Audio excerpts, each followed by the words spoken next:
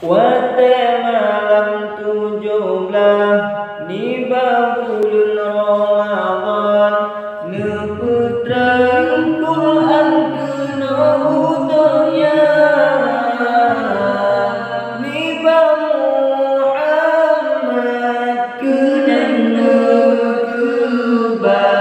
tempat yang aman di gua Hira.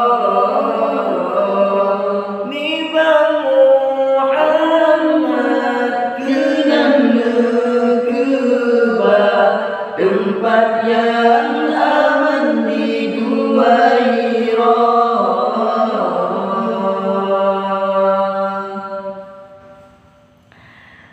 karena Qur'annya letak faedah petunjuk arah jalan yang takwa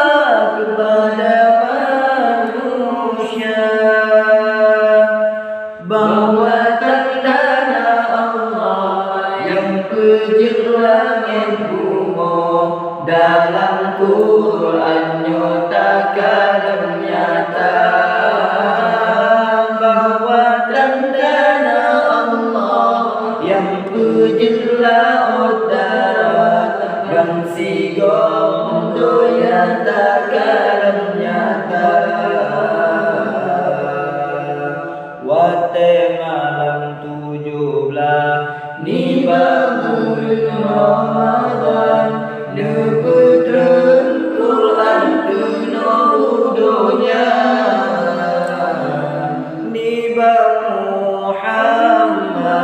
kena nekebah tempat yang aman di gua Hira.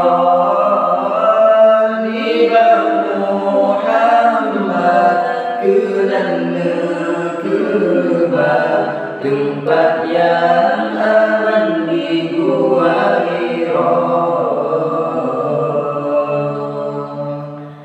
karena Qur'annya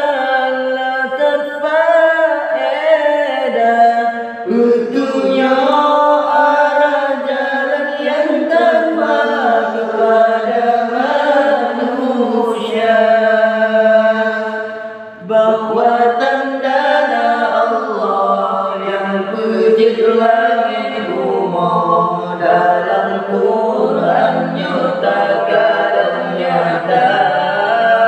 bahwa tanda Allah yang pejir laut darat dan sigong nyatakan